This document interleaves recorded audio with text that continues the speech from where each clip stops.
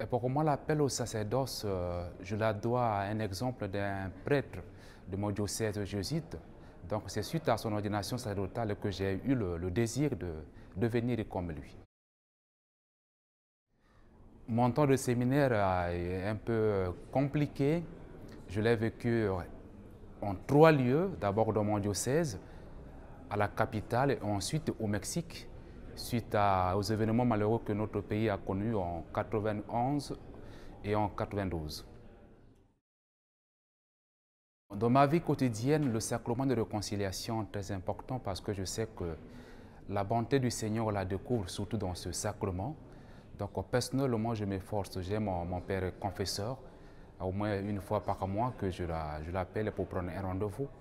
Et aussi au niveau de la paroisse, c'est bien organisé.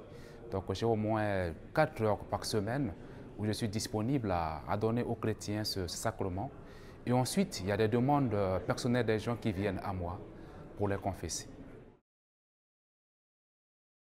Bon, la façon de vivre la prédication, bon, très souvent, c'est un exercice très difficile parce qu'on prêche d'abord à soi-même avant de prêcher à d'autres. Et je la vis tranquillement, j'essaie un peu de transmettre ce que je serais peut-être capable de vivre et de dire aux chrétiens humblement, avec mes mots, ce qu'ils attendent de moi. Et ça dépend de Dieu, de la façon dont ils vont recevoir cela. La place que tient la prière, ça c'est sans la prière, je ne suis rien. Je suis rien. Et j'ai la prière du matin, du midi. Et pour moi, la grande des prières, c'est l'Eucharistie. Et si je passe une journée sans Eucharistie, c'est comme si je n'avais pas prié. La joie de prêtre, ce n'est pas être à la hauteur de ce qui m'est souvent demandé. Car le Christ veut que le prêtre soit un autre Christ parmi à la tête, le Christ parmi les chrétiens. Et c'est un chemin quand même compliqué. Bon, des joies, c'est surtout, je me sens très content parce que en tant que prêtre, je fais partie d'un grand corps des chrétiens qui se sont engagés à la suite du Christ.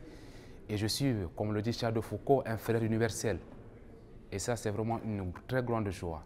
Et une autre joie qui m'est vraiment personnelle, c'est que ma famille accepte avec joie, avec toute liberté, cette mission que j'ai reçue du Seigneur.